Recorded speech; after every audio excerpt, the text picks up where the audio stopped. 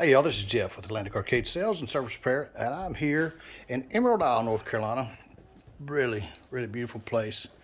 And but anyway, Dan and his wonderful family have picked up a Supercade XL with the Star Wars package. This is the graphic designs that they chose and picked out. We do not own any copyright or anything to these packages.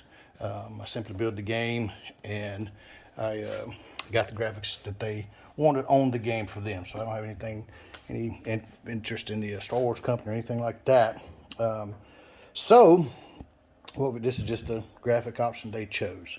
So basically what we've got here is a Supercade XL. I do have some really cool, these are big, huge LEDs. These aren't the little ones.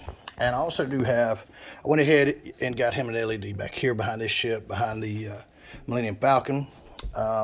Also behind the coin doors. This is a blank coin door. Saving a little money there, but I've got it lit up. And these are the brand new, we want to show y'all. This is the brand new 90 watt pile amps, and they sound incredible. I've been using the 60 watts.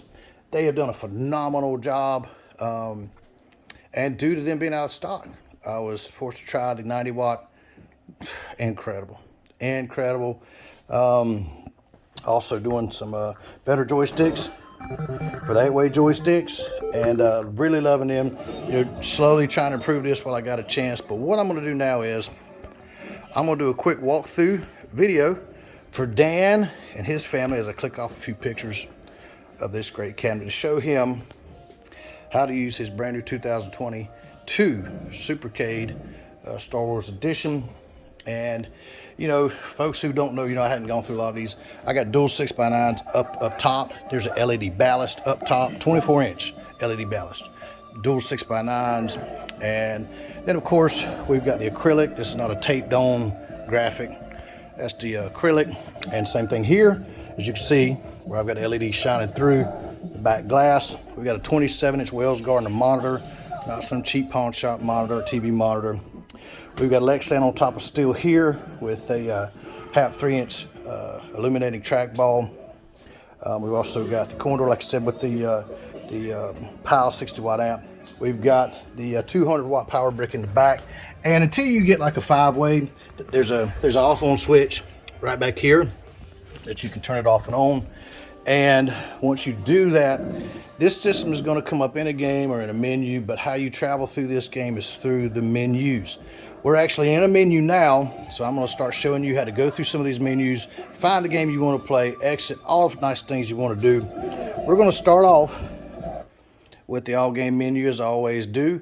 In this menu, you're going to have all the platforms, whether it be arcade or console, whichever one. As you can see, you've got Arcade Classics, Atari 2600, 7800, ColecoVision, Sega Master System, Mega Drive, and I'm just using this joystick right here, just pushing it down one at a time. Nintendo, Super Nintendo, PlayStation, Vector. Now we're back here at all games. When you do search in all games, all the systems are going to be in there. So we're going to click on it. Anything you want to go into in the all systems menu, we'll select. Here we are in all games. To navigate the game menu, you're just going to take your joystick, push it up or down, one at a time. You can hold it down, and it'll go backwards through the alphabet, or up. I'm sorry, it'll go forward and up, go backwards. It'll go pretty fast. If you want it to go really fast, you hold the joystick left or right, and it'll traverse through the alphabet. The games in alphabetical order very fast. You can also do page to page by tapping it left or right. Either one that you want to do.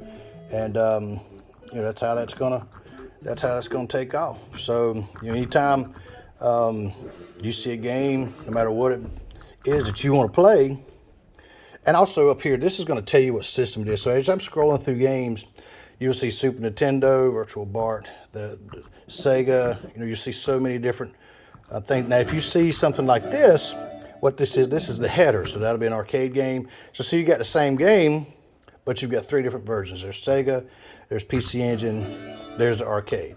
So that's how you do. So anything you want to start in the game, you're going to go back over, hit player 1, and it's going to take just a few seconds to load, just like if you turn the arcade game on in front of you. It's going to go through the testing. Here it is. With all arcade games, it's important to remember, we're going to credit it right here. So see, this is your credit button. I moved it over a little bit to the left because we had Darth Vader in the middle and a couple big characters. Did not want to cover them up with the credit button. So that's how you choose. Then you're just simply going to push player 1 or player 2 to take off in your game. What you have on the control panel here is you have player 1 8-way, player 2 8-way with the brand new joysticks. These things feel great. Feel incredible. Really happy with that. In the middle, you have the 4-way joystick. These player 1 and player 2, these are going to be to play your fighting games and stuff like that. You play against each other. The one in the middle is mainly for your Pac-Man, Miss Pac-Man, Donkey Kong, Popeye, and stuff like that. Anytime you're ready to get out of a game, you're going to hold down player 1. Now you exit the game. Now here's the trick. Once you're in a menu, we're back in the all systems menu. If you hit this top yellow button on player 1, now you can go back to the system selection menu where you can take your joystick, scroll right down, maybe arcade games, hit player 1, load it right in. You know, I'm always got it on Street Fighter because I can test everything with the Street Fighter game.